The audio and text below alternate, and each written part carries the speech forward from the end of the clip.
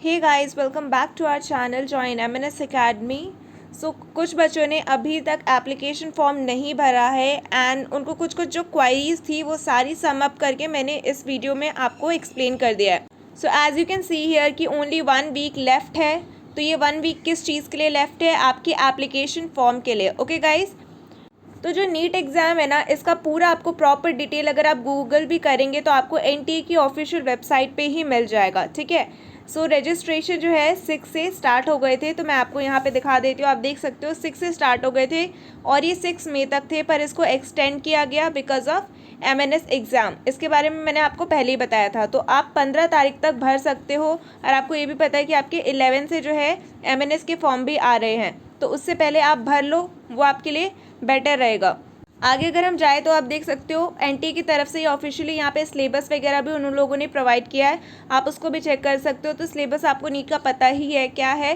Physics, chemistry, bio का पूरा 11-12 का जो पोर्शन है वो सारा सिलेबस में इसके आ ही जाता है ऑलमोस्ट। नेक्स्ट अगर मैं बात करूँ कि डॉक्यूमेंट्स क्या क्या चाहिए जब आप एप्लीकेशन फॉर्म फिल करने जाते हो। Firstly you need a passport size photo जो आपका लेटेस्ट होना चाहिए, ये नहीं कि 10th क्लास में खिंचवाया था या बहुत पहले खिंचवाया था आपने वही वहाँ डाल दिया। ओके, एक पोस्ट कार्ड साइज़ फ़ोटोग्राफ भी चाहिए होता है, आपका सिग्नेचर, आपका राइट एंड लेफ्ट हैंड का थंब इम्प्रेशन चाहिए होता है। कैटेगरी सर्टिफिकेट, अगर आपका कोई कैटेगरी है जैसे ओबीसी या एससी एसटी, तो आपको उसका सर्टिफिकेट आपके पास होना चाहिए। ठीक है, काफ़ी बच्चों ने ये भी कमेंट किया था कि मेरी ओबीसी कैटेगरी है पर वहाँ पे सर्टिफिकेट मांग रहे हैं। तो बेटा सर्टिफिकेट मांगा ही जाता है, आप किसी एग्ज़ाम में भी भरोगे तो एमएनएस में ओबीसी की कैटेगरी नहीं होती है, उसकी वजह से भी कुछ बच्चे कन्फ्यूज़ हो रहे थे। तो आप एमएनएस का भी नहीं, नीट का जैसे उधर मांगा जा रहा है आप उस हिसाब से फिल कीजिए। अगर आप ओबीसी कैटेगरी से बिलोंग करते हैं तो आप अपना एक सर्टिफिकेट बनवा लीजिए और वहाँ पर इसको अपलोड कर दो। ठीक है, देन पीडब्ल्यूडी का सर्टिफिकेट। अगला है सिटीजनशिप सर्टिफिकेट। तो नीट का फॉर्म जो है ये इंटरनेशनल स्टूडेंट्स भी भरते हैं, आप इसकी फ़ीस में देखोगे तो आपको पता चल जाएगा, तो ये उनके लिए है। ठीक है, एंड क्लास 10th जो आपने पास की है उसका सर्टिफिकेट। तो ये सारे डॉक्यूमेंट्स आपको लगते हैं, तो आप पहले से इसको फ़ोटो खींच के या स्कैन करके अपना पीडीएफ या फोटोग्राफ फॉर्मेट पे जिसमें भी मांगा है आप वहाँ पे कन्वर्ट करके रख लो। सबकी एक पर्टिकुलर साइज़ दी होती है कि इतने से इतने केबी के बीच में होना चाहिए, वो सारी चीज़ें आप पहले से ही कन्वर्ट करके क्लिक करके रख सकते हो ताकि आप फॉर्म एकदम स्मूथली फिल कर पाओ। नहीं तो क्या होता है, आप ओपन कर दोगे, कुछ डिटेल्स डालोगे, फिर आपको पता चलेगा अच्छा अभी मेरे को ये करना है, तो आप उसकी फ़ोटो खींचोगे, फिर उसको कन्वर्ट करोगे, फिर डालोगे, उसकी वजह से कभी कभी दिक्कत आती है। तो ये सारी चीज़ें आप पहले से रेडी रखो। ओके, नेक्स्ट है एग्ज़ाम फ़ीस। फ़ीस अलग अलग होती है जैसे मैंने बताया, इसलिए आपके पास कैटेगरी है तो उसका आपको बेटर रहेगा। फ़ीस में भी थोड़ा आपको डिफरेंस देखने के लिए मिलता है। अगर आप जनरल कैटेगरी से बिलोंग करते हो तो फ़ीस आपकी 1600 लगेगी, ये सिर्फ एप्लीकेशन फ़ीस है। ओके, अगर आप ईडब्ल्यूएस से बिलोंग करते हो, EWS is economic weaker section, तो आपकी फ़ीस 1500 हो जाएगी। और अगर आपके पास कोई कैटेगरी सर्टिफिकेट है तो आपको 900 रुपीज़ देना पड़ता है। जो इंटरनेशनल कैंडिडेट्स होते हैं उनको 8500 रुपये एप्लीकेशन फ़ीस देनी पड़ती है। ठीक है, ये हो गया आपका एप्लीकेशन फ़ीस का। अब कुछ एग्ज़ाम के बारे में भी जान लो। एग्ज़ाम दे रहे हो, बहुत सारे बच्चे पहली बार देने वाले हैं, कुछ बच्चे सिर्फ एमएनएस की वजह से ही देने वाले हैं, पर आपको एग्ज़ाम तो देना है और क्वालिफाई भी करना है एज़ पर लेटेस्ट नोटिस।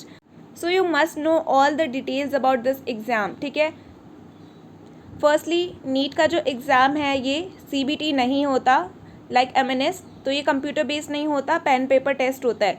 तो आप अपनी ओएमआर शीट जो होती है वो ख़रीद के रखो और उस पर प्रैक्टिस भी करो। ठीक है, क्योंकि बबलिंग करने में भी बहुत टाइम जाता है और कुछ बच्चों का बबलिंग करते वक्त गलत भी हो जाता है।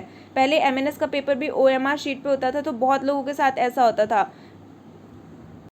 तो जो भी आप मॉक टेस्ट वगैरह सॉल्व कर रहे हो, ट्राई योर बेस्ट कि आप उसको ऑनलाइन मोड में ना करो, आप पीडीएफ फॉर्मेट में मॉक टेस्ट लो और उसको एक अपने साथ एक ओएमआर शीट रख लो और वहाँ पे बबल करो। ठीक है, तब उससे आपकी अच्छी प्रैक्टिस होगी।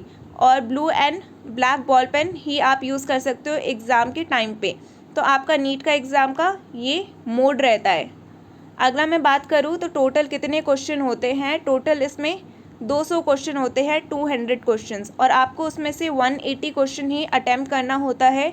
ड्यूरेशन इज़ 3 आवर 20 मिनट्स, तो आपको इतना टाइम दिया जाता है। क्वेश्चन भी काफ़ी ज़्यादा है, टाइम भी इसीलिए आपको ज़्यादा दिया जाता है, और 20 मिनट तो ये लास्ट का मान लो कि आपको बबल करने में ही लग जाता है। तो बिल्कुल एक प्रॉपर टाइम प्लानिंग के साथ करना है आपको। नेक्स्ट अगर बात करें लैंग्वेज या मीडियम की, तो बहुत सारे लैंग्वेज में एग्ज़ाम होता है। आप हिंदी या इंग्लिश में ही करें, वो ज़्यादा बेटर रहेगा अगर आप एमएनएस के लिए ही पर्टिकुलरली दे रहे हैं इस एग्ज़ाम को। अगर बाकी कोई बच्चा है जैसे जिसने महाराष्ट्र बोर्ड से पढ़ा है या जिसने बंगाल बोर्ड से पढ़ा है, वो अपनी लैंग्वेज में कंफर्टेबल है, then you can give in that to.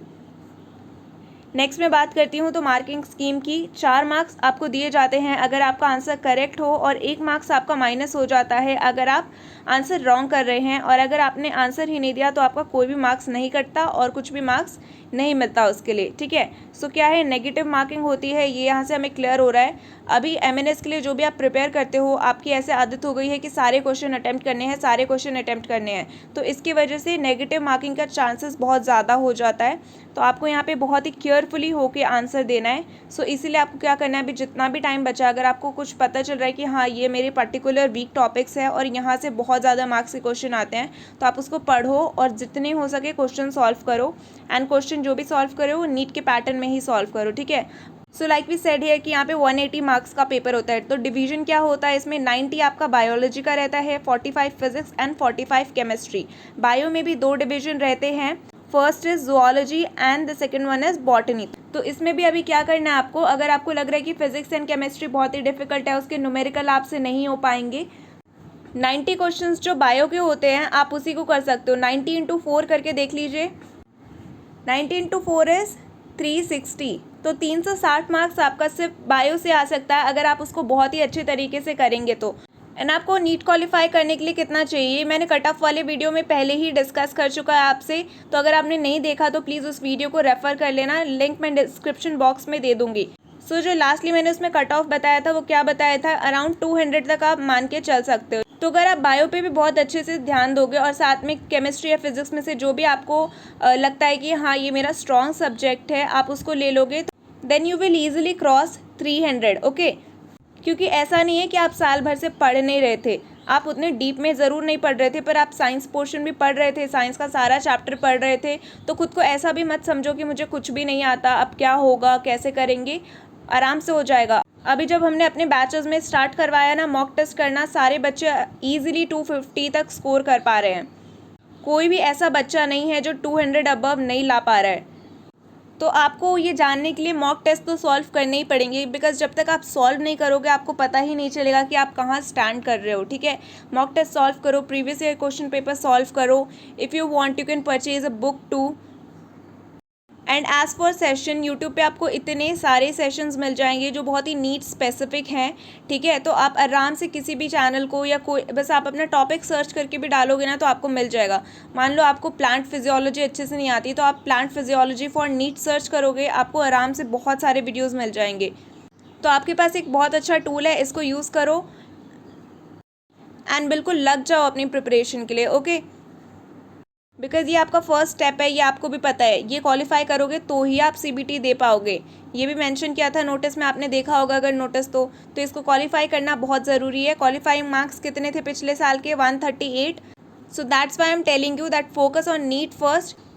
तो ये हो जाएगा, उसके बाद से आप अपना इंग्लिश एंड जीके पे फोकस करके स्टडी कर सकते हो। So that's all in this video guys. आपके जो भी डाउट थे मैंने ब्रीफली यहाँ पे डिस्कस कर चुके हैं। एंड इसके अलावा भी आपका और कोई डाउट है तो आप नीचे कमेंट सेक्शन में कमेंट करके पूछ सकते हो। I will try my best to reply you all. नहीं तो जो भी कमेंट्स होते हैं, कुछ स्टूडेंट्स भी आपके यहाँ पे हेल्प कर देते हैं।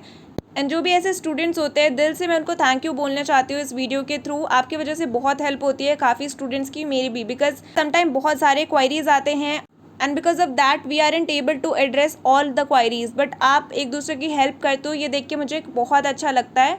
So thank you so much for doing that. And yes, thank you so much for watching this video guys. अगर वीडियो अच्छी लगी तो प्लीज़ इसको लाइक कर देना एंड चैनल पे न्यू हो तो सब्सक्राइब कर देना। I will see you soon in the next video.